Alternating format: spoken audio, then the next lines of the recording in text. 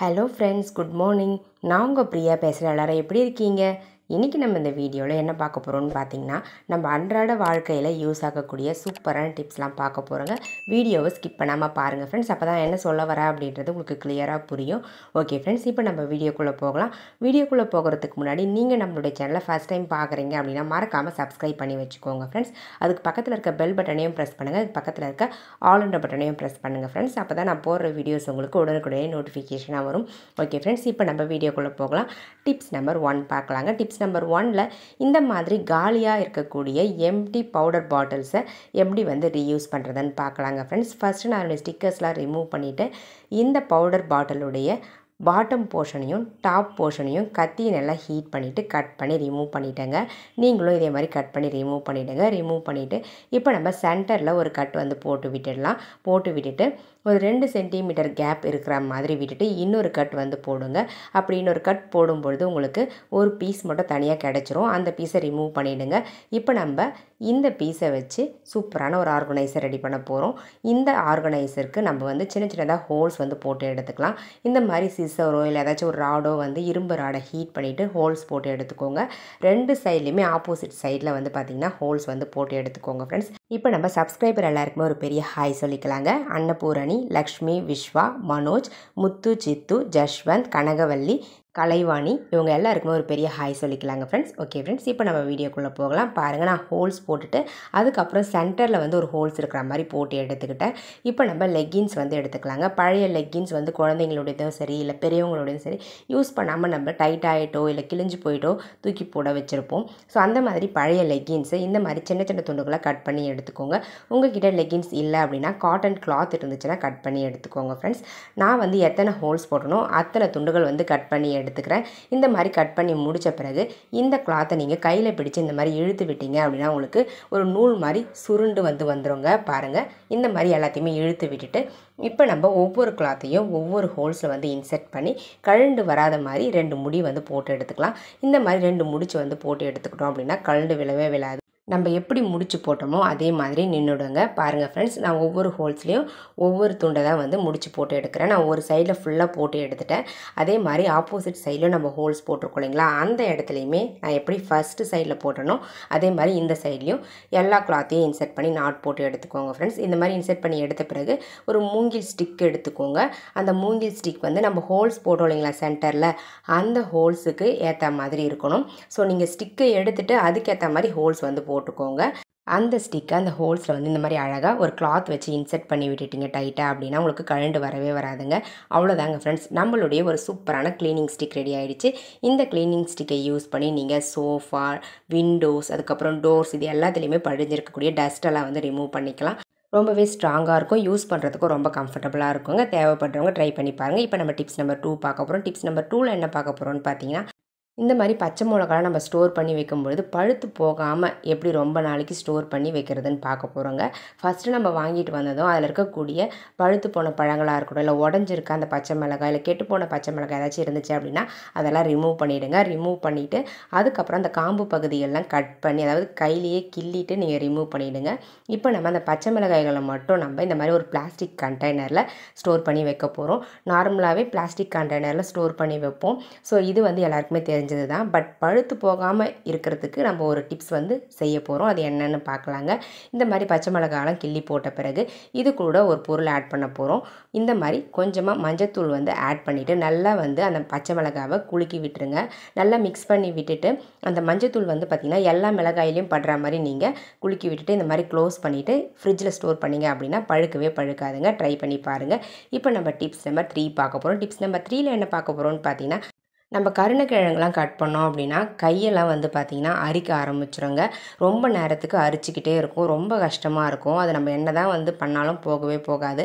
So அதை avoid பண்ணுறதுக்கு இந்த மாதிரி கருணக்கிழங்குலாம் கட் பண்ணி நீங்கள் முடித்த பிறகு என்ன பண்ணுறீங்க அப்படின்னா ஒரு சூப்பரான டிப்ஸை ஃபாலோ பண்ணிங்கன்னா கை எரிச்சலாக இருக்கட்டும் அந்த அரிப்பாக இருக்கட்டும் சட்டுன்னு ஒரு 2 செகண்டில் நின்றுடுங்க ஃப்ரெண்ட்ஸ். நம்ம கட் பண்ணுறதுக்கு முன்னாடி கையில் ஆயில் தடவிக்கிட்டு கட் பண்ணோம் அப்படின்னா கட் பண்ணுறதுக்கு அந்த கத்தி வந்து வழுக்கிக்கிட்டே இருக்கும். ரொம்ப கஷ்டமாக இருக்கும். ஸோ கருணக்கிழங்க கட் பண்ணி முடித்த பிறகு நீங்கள் என்ன பண்ணுங்கன்னா, புளி நம்ம சமையலுக்கு யூஸ் பண்ணுவோம் இல்லைங்களா, அந்த புளியை வந்து கொஞ்சமாக ஒரே ஒரு கொட்டை அளவு இருந்தால் போதும், நிறையெல்லாம் தேவையில்லை. சும்மா ஒரே ஒரு கொட்டை அளவுக்கு அந்த புளியை எடுத்துக்கோங்க. புளியை வந்து தண்ணியில் போட்டுட்டு ஊறணுன்னுலாம் அவசியம் இல்லைங்க. டக்குன்னு தண்ணியில் நனைச்சி இந்த மாதிரி நம்ம சோப்பு போட்டு வாஷ் பண்ணுவோம் இல்லைங்களா, அந்த மாதிரி புளி கரைசலை யூஸ் பண்ணி கையை வாஷ் பண்ணிங்க அப்படின்னா உங்கள் கையில் இருக்கக்கூடிய இந்த அரிப்பு வந்து பார்த்திங்கன்னா ஒரு 2 செகண்டில் வந்து ரிமூவ் ஆகிடுங்க. ட்ரை பண்ணி பாருங்கள் ஃப்ரெண்ட்ஸ். இப்போ நம்ம டிப்ஸ் நம்பர் 4 பார்க்க போகிறோம். டிப்ஸ் நம்பர் 4ல் என்ன பார்க்க போகிறோம்னு பார்த்தீங்கன்னா, நம்ம வீட்டில் ஏதாச்சும் ஒரு சமையலுக்காக மிளகா வத்தல்லாம் வந்து வறுக்கிறோம் அப்படின்னா ஒரே நெடி அடிக்க ஆரம்பிச்சிரும். எல்லாருமே வீட்டில் இருக்க எல்லாருமே வந்து பார்த்திங்கன்னா இரும்ப ஆரம்பிச்சிருவாங்க. குழந்தைங்க இருக்கிற வீட்டிலலாம் வந்து பார்த்திங்கன்னா ரொம்பவே கஷ்டமாக இருக்கும் இந்த மாதிரி மிளகா வத்தல் வறுக்கிறதுக்கு. ஸோ அதை அவாய்ட் பண்ணுறதுக்கு எப்போ நீங்கள் மிளகா வறுக்கிறீங்களோ அப்போ நீங்கள் ஒரு 1/2 ஸ்பூனோ 1 ஸ்பூன் அளவுக்கு கல்லுப்பு வந்து ஆட் பண்ணி வறுத்து பாருங்கள். நெடி வந்து அவ்வளோவா வராதுங்க. அதே மாதிரி நம்ம வறுக்கிறதுக்கு சூஸ் பண்ணக்கூடாது அந்த மிளகாய் வந்து பார்த்திங்கன்னா காம்பு வந்து இருக்கக்கூடிய மிளகாய்களாக போட்டு வறுத்துக்கோங்க.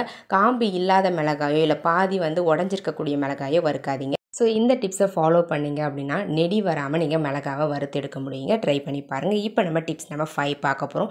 டிப்ஸ் நம்பர் 5ல் என்ன பார்க்க போகிறோம்னு பார்த்தீங்கன்னா, இந்த மாதிரி குழந்தைங்களுடைய டிஷர்ட்ஸ் வந்து பழசு இருக்குது அப்படின்னா தூக்கி போட்டுறாதீங்க. அதை யூஸ் பண்ணி ஒரு சூப்பரான டிப்ஸ் பார்க்கலாம். பாருங்கள், இந்த மாதிரி ஒரு ஏர் பேண்ட் எடுத்து அதனுடைய கைப்பகுதிகளும் கழுத்து பகுதியும் வந்து பார்த்திங்கன்னா கவர் ஆகிற மாதிரி போட்டு விட்டுருங்க. போட்டு விட்டுட்டு இப்போ நம்ம நல்ல பக்கத்தை வெளியே இருக்க மாதிரி திருப்பி எடுத்துக்கலாம். திருப்பி எடுத்துட்டு அந்த டிஷர்ட்டுடைய அடிப்பகுதியில் வந்து பார்த்திங்கன்னா மடித்து தைச்சி வச்சுருப்பாங்க. ஸோ அதை வந்து பார்த்திங்கன்னா ஒரே ஒரு கட் போட்டு நீங்கள் விட்டுருங்க.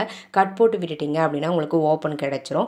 இப்போ நம்ம ஒரு சேஃப்டி பின்னையும் ஒரு நாடாவையும் எடுத்து எப்பவும் போல் நாடா கோப்போம் இல்லைங்களா, அதே மாதிரி நம்ம கட் பண்ணோம் இல்லைங்களா, அந்த இடத்துல ஒரு ஹோல்ஸ் இருக்கும். அந்த ஹோல்ஸ் வழியாக இன்செர்ட் பண்ணி அந்த நாடாவை கோத்து எடுத்துக்கோங்க ஃப்ரெண்ட்ஸ். ஸோ இந்த மாதிரி இன்செர்ட் பண்ணிங்க அப்படின்னா ஈஸியாக இன்செர்ட் ஆகிடும். ஃபுல்லாகவே வந்து பார்த்திங்கன்னா உங்களுக்கு ஓப்பன் இருக்கும் கண்டிப்பாக. ஸோ ஃபஸ்ட்டு நீங்கள் இந்த மாதிரி டிஷர்ட் சூஸ் பண்ணும்போது ஓப்பன் எல்லா இடத்துலையும் இருக்கான்னு செக் பண்ணிவிட்டு சூஸ் பண்ணிக்கோங்க. பாருங்கள், நான் ஃபுல்லாக இன்செர்ட் பண்ணிவிட்டேன். நாடாவை இன்செர்ட் பண்ணிவிட்டு நம்ம அந்த கட் பண்ணோம் இல்லைங்களா, அதனுடைய மறுமுனையில் வந்து பார்த்திங்கன்னா இந்த பின்னை வந்து வெளியே எடுத்துடலாங்க. அவ்வளோதாங்க ஃப்ரெண்ட்ஸ். இப்போ நம்மளுக்கு ஃபுல்லாகவே நாடா கோத்து முடிச்சாச்சு.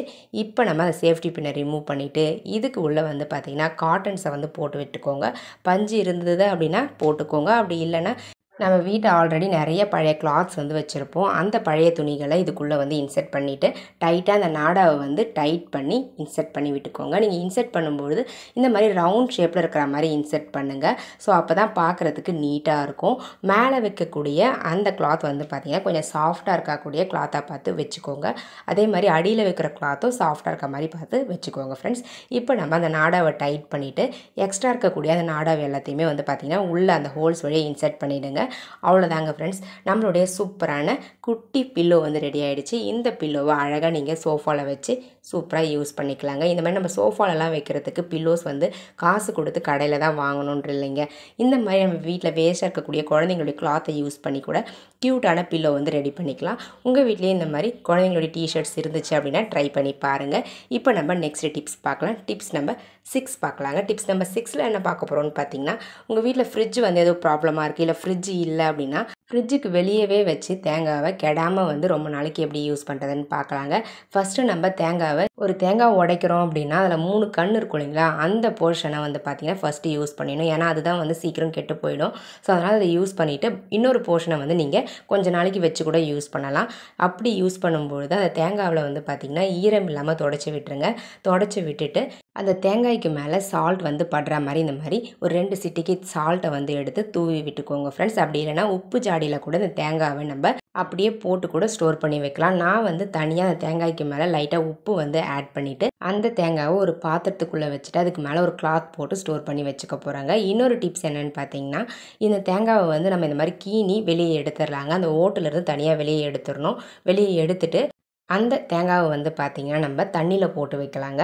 தண்ணியில் போட்டு வச்சோம் அப்படின்னா அந்த தேங்காய் வந்து ரொம்ப நாளைக்கு கெட்டு போகாமல் இருக்கும். ஸோ இந்த மாதிரி நம்ம தண்ணியில் போடும்பொழுது ஃபஸ்ட்டு வந்து பார்த்திங்கன்னா ஒரு முறை அந்த தேங்காவை நல்லா வாஷ் பண்ணிவிடுங்க. வாஷ் பண்ணிவிட்டு அதுக்கப்புறம் க்ளீனான தண்ணியில் மறுபடியும் 2வது தண்ணியில் வந்து பார்த்திங்கன்னா இந்த தேங்காவை போட்டு ஸ்டோர் பண்ணி வைங்க. ஸோ இந்த மாதிரி நம்ம தண்ணியில் போட்டு தேங்காவை ஸ்டோர் பண்ணி வைக்கிறதால தேங்காய் வந்து கெட்டு போகாமல் 10 நாள் வரைக்கும் கூட அப்படியே இருக்குங்க. பட் ஒரு விஷயம், டெய்லி வந்து பார்த்திங்கன்னா இந்த தண்ணியை வந்து சேஞ்ச் பண்ணிக்கிட்டே இருக்கணும். அப்போ தான் தேங்காய் வந்து அழுகாமல் இருக்கும். அதே மாதிரி உப்பில் போட்டு வச்சுருக்க தேங்காய் வந்து பார்த்திங்கன்னா ஒரு 2 டேஸ் வரலும் நீங்கள் கெடாமல் பார்த்துக்கலாம். தண்ணியில் போட்டு வச்சிங்க அப்படின்னா ரொம்ப நாளைக்கு கெடாமல் இருக்குங்க. ட்ரை பண்ணி பாருங்கள். ஓகே ஃப்ரெண்ட்ஸ், என்னுடைய ஐடியாஸ்லாம் உங்களுக்கு பிடிச்சிருந்தது அப்படின்னா மறக்காமல் இந்த வீடியோக்கு ஒரு லைக்கை தட்டி விட்டுருங்க. வீடியோஸை உங்கள் ஃப்ரெண்ட்ஸ் அண்ட் ரிலேட்டிவ்ஸ் கூட ஷேர் பண்ணிக்கோங்க. மறக்காமல் நம்மளுடைய சேனலை இன்னும் நீங்கள் சப்ஸ்கிரைப் பண்ணாமல் பார்த்துக்கிட்டு இருக்கீங்க அப்படின்னா சப்ஸ்கிரைப் பண்ணி சப்போர்ட் பண்ணுங்கள். அதுக்கு பக்கத்தில் இருக்க பெல் பட்டனையும் ப்ரெஸ் பண்ணுங்கள். அதுக்கு பக்கத்தில் இருக்க ஆல் என்ற பட்டனையும் ப்ரெஸ் பண்ணுங்கள் ஃப்ரெண்ட்ஸ். அப்போ தான் நான் போகிற வீடியோஸ் உங்களுக்கு உடனுக்குடனே நோட்டிஃபிகேஷனாக வரும். ஓகே ஃப்ரெண்ட்ஸ், இதே மாதிரி இன்ட்ரெஸ்டிங்கான ஐடியாஸோட நெக்ஸ்ட் வீடியோவில் பார்க்கலாங்க. தேங்க்யூ ஃபார் வாட்சிங் me video. Thank you so much. Keep supporting me friends. Okay friends, பாய்.